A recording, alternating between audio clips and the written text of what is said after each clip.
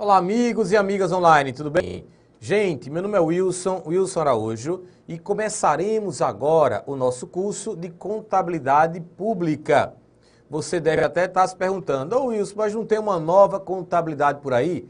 Tem, que é a contabilidade aplicada ao setor público. Mas não adianta aprender apenas a nova contabilidade, porque a outra também vem sendo cobrada e muito em provas de concurso. Então, esse nosso curso ele será dividido em duas partes. Na primeira parte, veremos a contabilidade pública. Já na segunda parte, veremos a contabilidade aplicada ao setor público. E teremos que diferenciar, e elas são totalmente diferentes mesmo. E as bancas exploram essas diferenças porque sabem que há muita confusão ainda quando comparamos uma com a outra. E eu começo exatamente mostrando essa diferença na tela.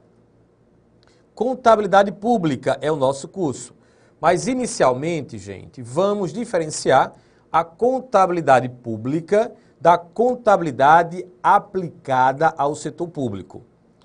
A primeira, que é a do curso de agora, Contabilidade Pública, ela é regida pela Lei 4320/64. E quando tratamos da Lei 4320/64, o enfoque dado à contabilidade é o enfoque orçamentário. Então, a contabilidade pública é regida pela Lei 4320/64 e trata o enfoque orçamentário. Já a contabilidade aplicada ao setor público, essa aí, a aplicada ao setor público, ela trata do enfoque patrimonial. Ela é regida pelas normas brasileiras de contabilidade aplicada ao setor público. Enfoque patrimonial. Também utilizaremos bastante no curso de CASP, Contabilidade Aplicada ao Setor Público, o Manual de Contabilidade, a 6ª edição, já atualizado, olha só, aplicado à União, aos estados, ao Distrito Federal e aos municípios, válido a partir do exercício de 2015. Portaria conjunta da STN/SOF. Portanto, gente, quando a banca mencionar a contabilidade pública, ela estará tratando do enfoque patrimonial. E a legislação que vai amparar e vem amparando esse enfoque é a Lei 4320/64. Já a banca mencionando a contabilidade aplicada ao setor público, o enfoque muda. O enfoque será o patrimonial, regulado pelo Manual de Contabilidade Aplicada ao Setor Público, que consolida as normas brasileiras de contabilidade aplicadas ao setor público. Então, muito cuidado para não misturar. Nesse primeiro momento, vamos estudar a contabilidade pública, pelo enfoque orçamentário, Lei 4320/64. Veremos teoria e também veremos as questões. Num segundo momento, o enfoque patrimonial é aquele que trata da CASP, da contabilidade aplicada ao setor público. Mas por que essa diferença? Qual a necessidade? A figurinha a seguir vai mostrar, vai indicar o motivo dessa alteração ou dessa implementação em relação à contabilidade anterior que nós tínhamos na tela. Gente, a contabilidade, ela trata de uma linguagem universal no mundo dos negócios. Então, todos os países, eles falam a mesma linguagem quando o assunto é contabilidade, fato que não ocorria com o Brasil. O Brasil tinha uma contabilidade que praticamente só era dele. Ela não conversava com as outras contabilidades. Então, por conta disso, houve por bem se modificar o enfoque, saindo do orçamentário e indo para o patrimonial, transformando a contabilidade pública numa contabilidade mais gerencial. Isso para internacionalizar os procedimentos, para que a contabilidade do Brasil pudesse conversar com as outras contabilidades. Mas isso aí só para a gente começar a trabalhar, porque as características, essa internacionalização, veremos quando eu chegar no tema contabilidade aplicada ao setor público.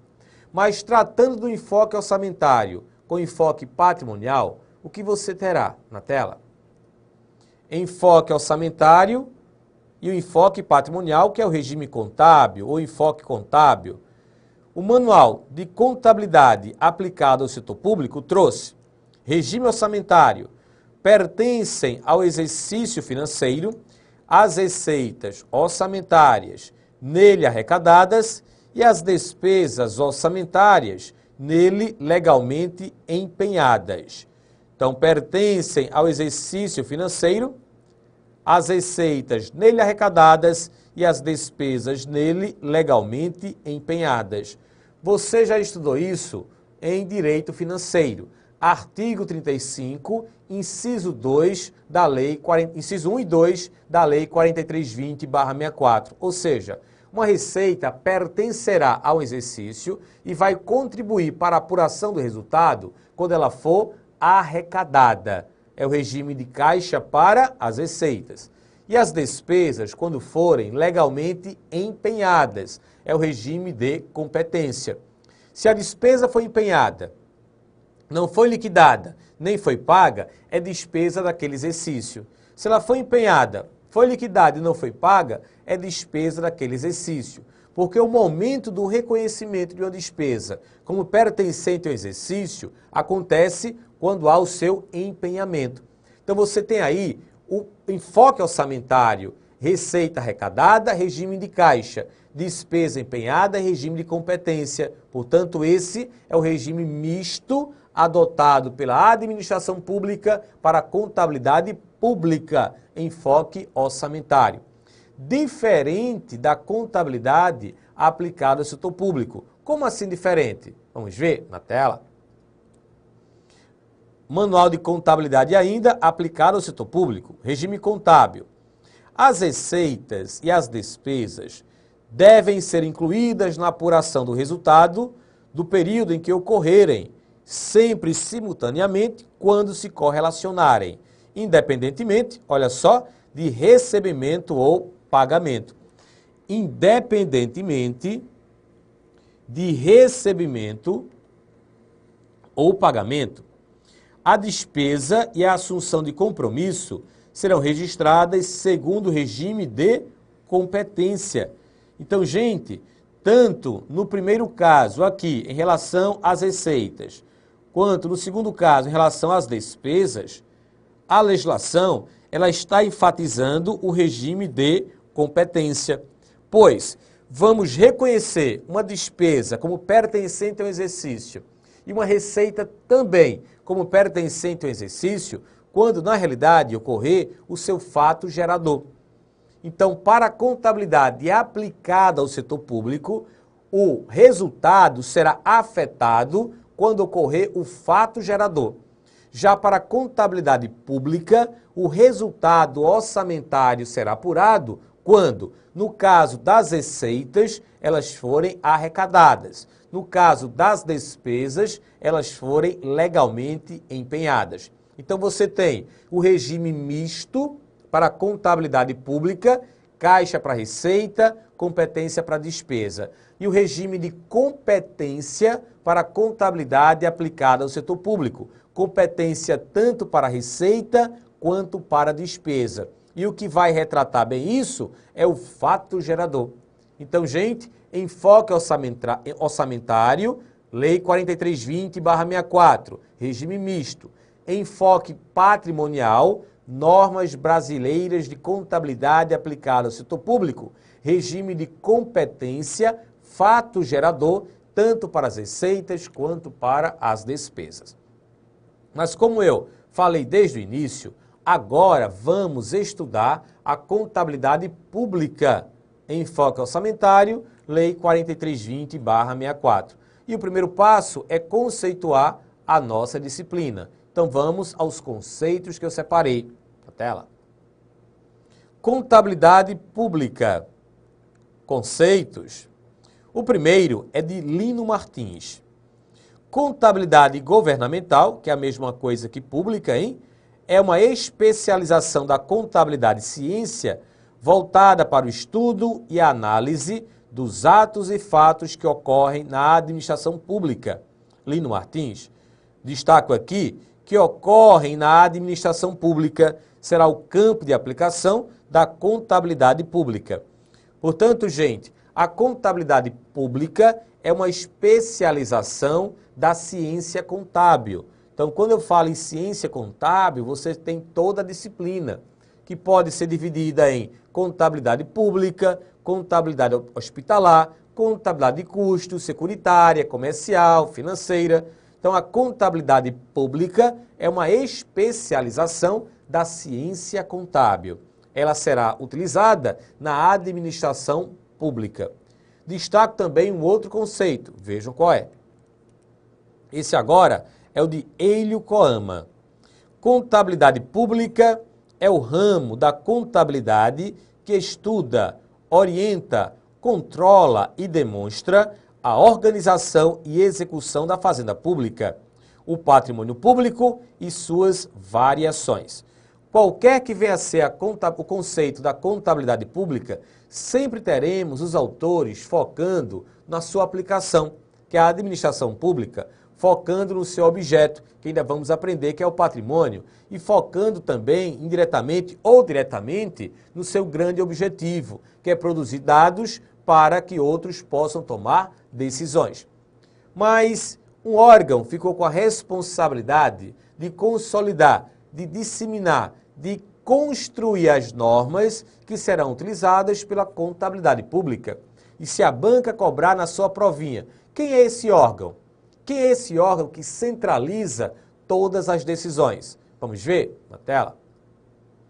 O órgão central é a Secretaria do Tesouro Nacional, órgão central do Sistema de Contabilidade Federal, nos termos da Lei nº 10.180, de 6 de fevereiro de 2001, e do Decreto nº 3589, de 6 de setembro de 2000. Artigo 17. Integram o Sistema de Contabilidade Federal. 1.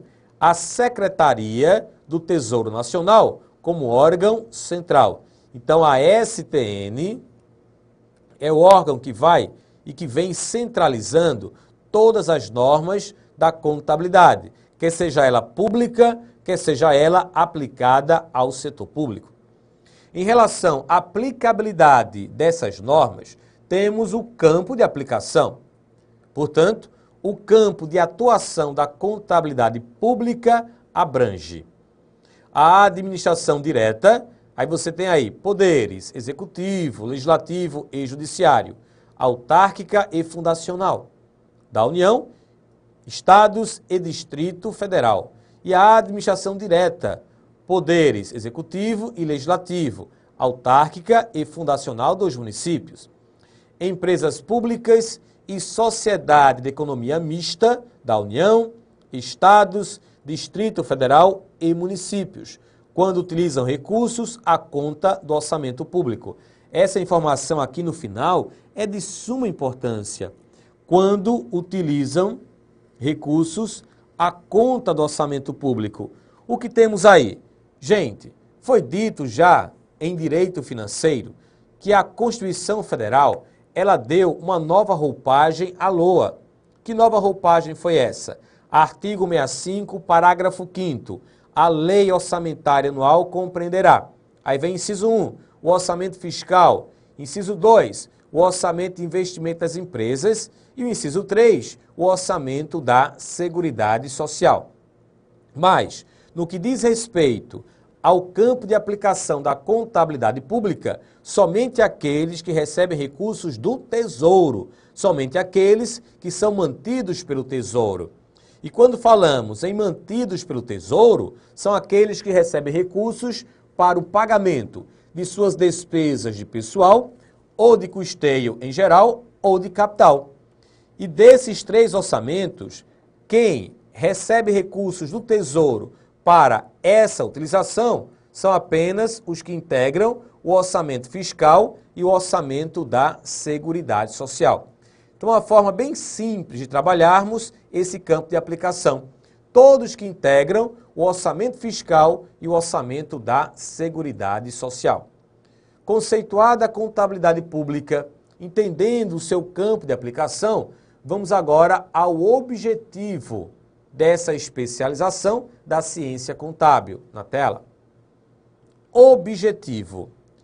A finalidade da contabilidade pública é fornecer informações sobre a execução orçamentária, financeira e sobre patrimônio público e suas variações aos diversos usuários. Esses usuários podem ser os gestores, cidadãos, fornecedores, etc. Portanto, gente, o grande objetivo da contabilidade, na realidade, é qualquer contabilidade, quer seja ela ciência como um todo ou suas especializações. O grande objetivo é produzir dados para que outros possam tomar decisões. Esse é o grande objetivo de qualquer contabilidade. Também aparecem em provas de concurso as bancas cobrando o objeto da contabilidade. No caso da contabilidade pública, o seu objeto é o patrimônio público. Então, qual é o objeto da contabilidade pública? É o patrimônio público. Então, se esse é o seu objeto, há necessidade de conceituar também o que é o patrimônio público.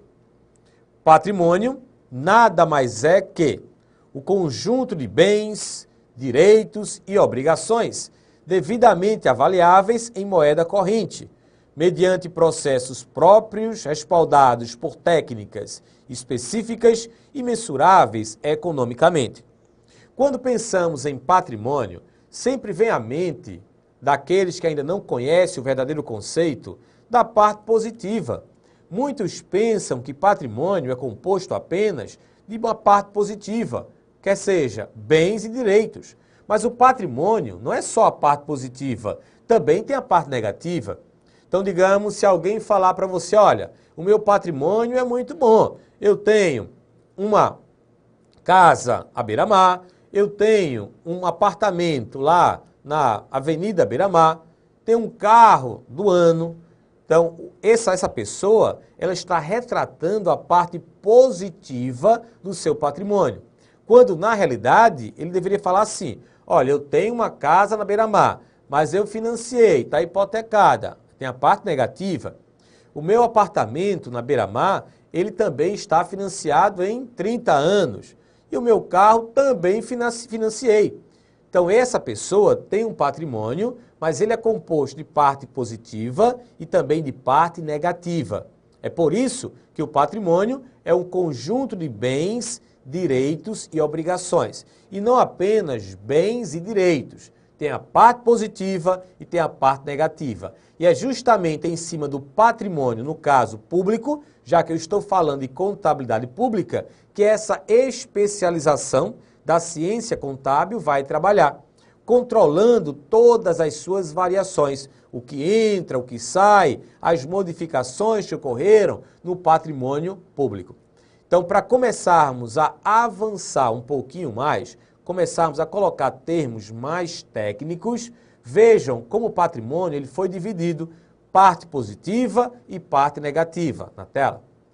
Então, temos o patrimônio é o conjunto de bens, direitos e obrigações.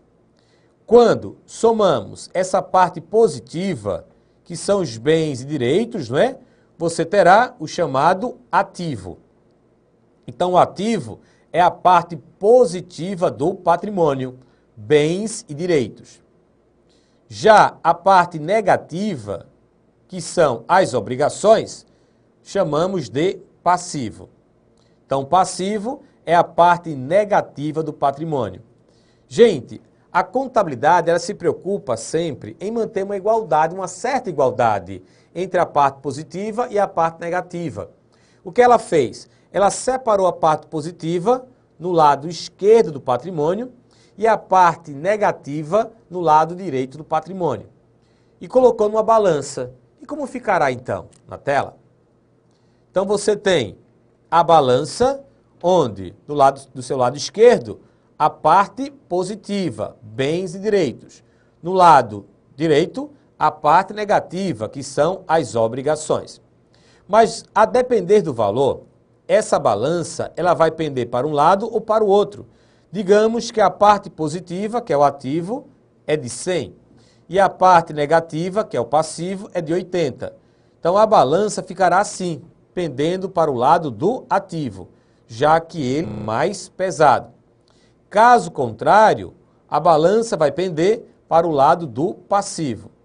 Mas a contabilidade ela sempre procura manter o equilíbrio entre a parte positiva e a parte negativa.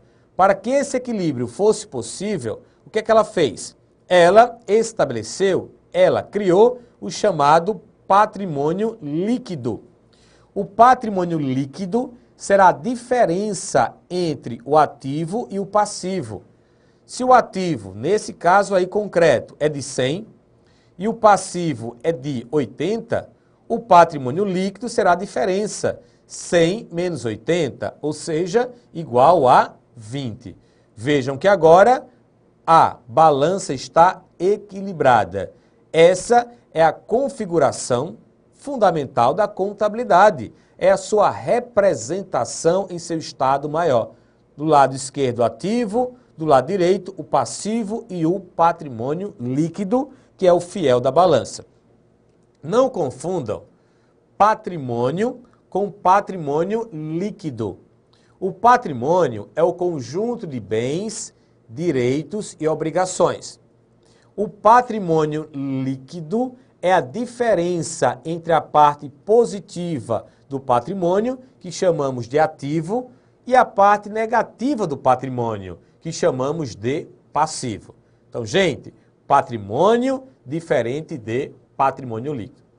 Então, depois de explicar essa configuração, ativo, passivo, patrimônio líquido, vamos ver agora como a Lei 4320/64, que trata do enfoque orçamentário, classificou os seus elementos. Como os elementos do patrimônio são classificados? Obedecem a que critérios? O da Lei 4320/64. Vejam. Classificação patrimonial. Lei 4320/64. Então, mais uma vez, eu vou colocar aqui, ó, do seu lado esquerdo, o ativo. Do lado direito, o passivo. O ativo, gente, pela Lei 4320/64, foi dividido em dois grupos. Temos o ativo financeiro e o ativo permanente. O passivo também foi dividido em dois grupos. Temos o passivo financeiro e o passivo permanente. O que está sobrando aí, o que está faltando completar, é o fiel da balança, é o chamado patrimônio líquido. Então, pelo enfoque orçamentário, é assim que vamos classificar o patrimônio. Parte positiva, ativo, podendo ser ativo financeiro, ativo permanente. A parte negativa é o passivo, podendo ser o passivo financeiro e o passivo permanente. E o fiel da balança, que é a diferença entre o somatório do ativo mais o passivo, vou pegar isso aqui, ó, menos o somatório do passivo financeiro mais o passivo permanente, que será igual ao patrimônio líquido. Sabendo dessa configuração, agora vamos entender como a legislação classificou os elementos. Por que eu coloco um ativo no ativo financeiro e não no ativo permanente?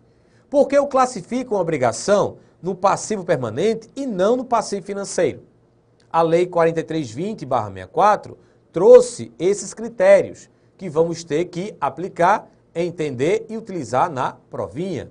Classificação dos elementos patrimoniais, sempre focando a Lei 4320/64, já que essa contabilidade é a contabilidade pública, ok? Na tela. Classificação dos elementos patrimoniais. Eu vou começar com o ativo financeiro. Artigo 105, parágrafo 1º. Voltando agora. O ativo financeiro compreenderá os créditos e valores realizáveis, independentemente de autorização orçamentária e os valores numerários. Então, gente, a legislação, ela procurou colocar desde o início aqueles bens, aqueles direitos que estão próximos de serem transformados em numerário ou que já são próprio numerário. Então, essa realização citada no parágrafo 1º do artigo 105 quer dizer, em quanto tempo eu vou transformar aquele bem ou aquele direito em numerário. E se já for numerário, eu já coloco de cara no ativo financeiro. Voltem para a telinha novamente. Então temos, o ativo financeiro compreenderá os créditos e valores realizáveis, outro detalhe, independentemente de autorização orçamentária e o próprio numerário. Então a regra é a seguinte, quanto mais próximo estiver o bem ou direito de ser transformado em numerário, ele ficará no ativo financeiro. O próprio numerário, obrigatoriamente, tem que estar no ativo financeiro. Mas o grande critério, o grande requisito para classificarmos esse elemento no ativo financeiro, qual é? A sua movimentação, a sua realização, que é a venda, a alienação, para ser transformado em numerário, independe de autorização orçamentária. Então é isso que eu quero que você fixe e leve para a prova. O grande critério, o grande requisito para classificarmos o elemento no ativo financeiro. Qual é? A sua realização independe de autorização orçamentária. Então você tem, juntando todas essas informações, os elementos que deverão ser classificados no ativo financeiro. Alguns exemplos na tela. Disponível o caixa, banco conta movimento, aplicações financeiras. Temos também créditos em circulação, salário família, salário maternidade e auxílio natalidade. Além do ativo financeiro, compondo o ativo do patrimônio, temos o ativo permanente. O critério para o ativo financeiro qual foi? A sua realização independe de autorização orçamentária. E qual será o critério para o ativo permanente? Vamos ver. Ativo permanente. Artigo 105, parágrafo 2º. O ativo permanente compreenderá os bens, créditos e valores cuja mobilização ou alienação dependa de autorização legislativa. Agora, gente, temos o seguinte critério. Dependa de autorização legislativa. Para que esse bem, para que esse direito possa ser transformado em numerário, tem que ter autorização legislativa. Esse é o critério adotado pela Lei 4320/64, enfoque orçamentário, para classificar um bem ou um direito no ativo permanente. Alguns exemplos. Adiantamento concedidos, estoque de material de consumo, a dívida ativa, empréstimos concedidos, bens imóveis e bens móveis. Então, basicamente, o ativo financeiro difere do ativo permanente pelo critério adotado. No ativo financeiro, a sua realização independe de autorização orçamentária. Já o ativo permanente, a sua realização depende de autorização legislativa. Essa é a parte positiva, essa é a parte boa do patrimônio público. Mas e a parte ruim? Aquela parte negativa que chamamos de passivo, que pode ser passivo financeiro ou passivo permanente. Quais foram os critérios adotados pela lei? Eu começo com passivo financeiro. Tela. Passivo financeiro. Artigo 105, parágrafo 3º. O passivo financeiro compreenderá as dívidas fundadas. Eu sublinhei e coloquei ao lado, cuidado. E outras, cujo pagamento independa de autorização orçamentária. Portanto, o passivo financeiro compreenderá as dívidas fundadas, mais uma vez, cuidado, e outras cujos pagamentos independa de autorização orçamentária. Mas, Wilson, por que esse cuidado? Daqui a pouco eu volto e lhe explico.